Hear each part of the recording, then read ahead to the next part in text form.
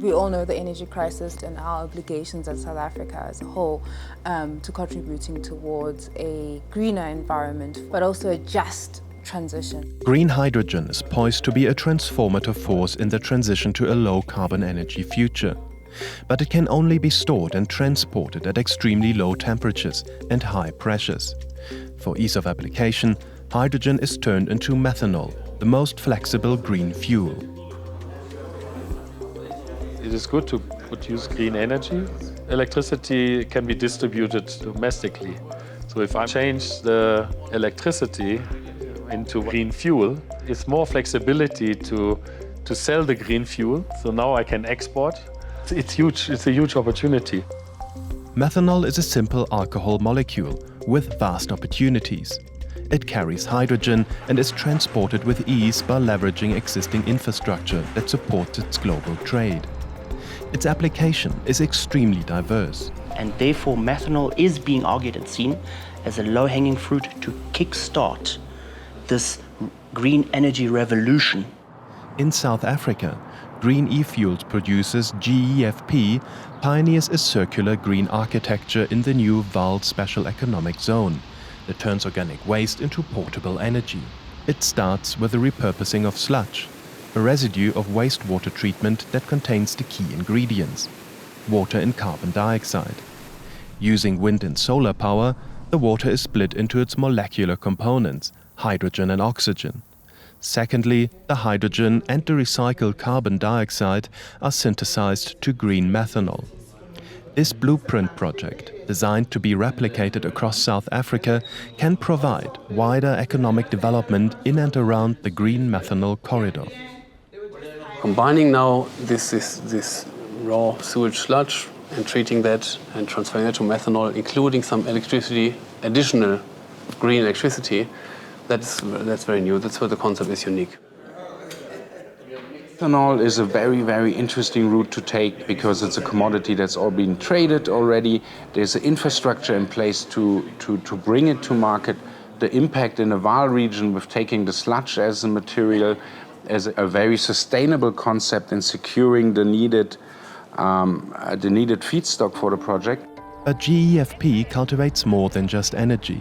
It's about rethinking the production and usage of energy that empowers not only consumers, but everyone involved. First and foremost, the communities in and around the Green Methanol Corridor, starting in the Vaal region of Gauteng. For decades, the coal and steel industry dominated this area. Today, this region faces a legacy of environmental and social devastation.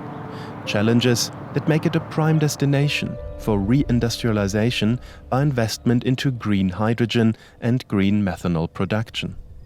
South Africa has a long tradition of working with hydrocarbons. Sasol is a big producer. And because of the decline in industrial activity, there's a massive unemployment base, but there's availability of good skills. When we transform our energy setup, definitely it's going to be needing the training for people around here to be able to participate in the new economy. Together with employment opportunities in construction, operation and maintenance, this blueprint project opens up prospects for local companies, including special SMME development programs to engage in the transportation and processing of methanol. This will pave the way for establishing a green fuel value chain in the Vaal region and further across South Africa. We really create a circular economy, and I would nearly say I'm Dutch, okay? So it's a circular friendship as well, you know? We need the technology, we need the wind and the sun, and we can make something together with it.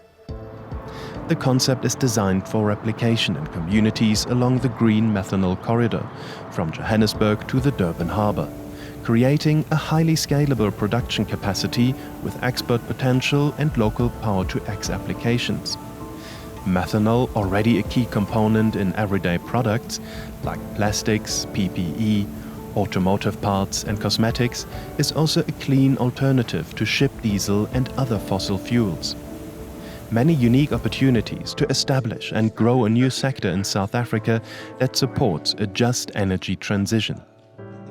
With the significant renewable energy resources that we have a potential to change that, to stop importing fuels and to be producers, consumers and exporters.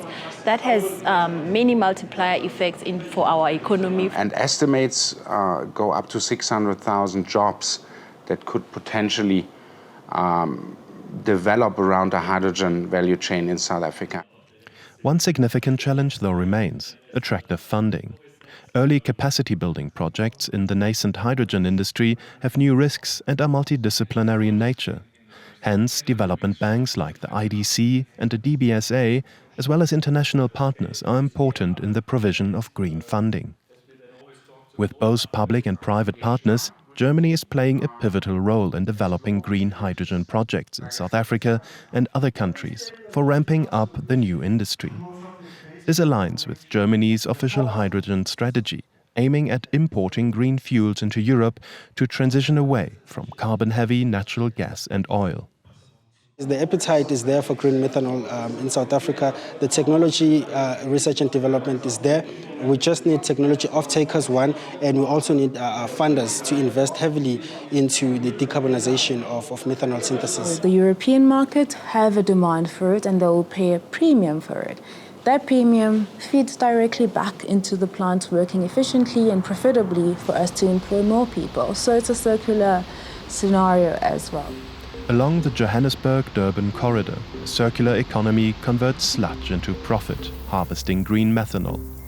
With a high global demand, this vision will not only contribute to defossilize the economy and empower the local workforce, it will also help communities to deal with their wastewater and to grow economically with the new green hydrogen sector.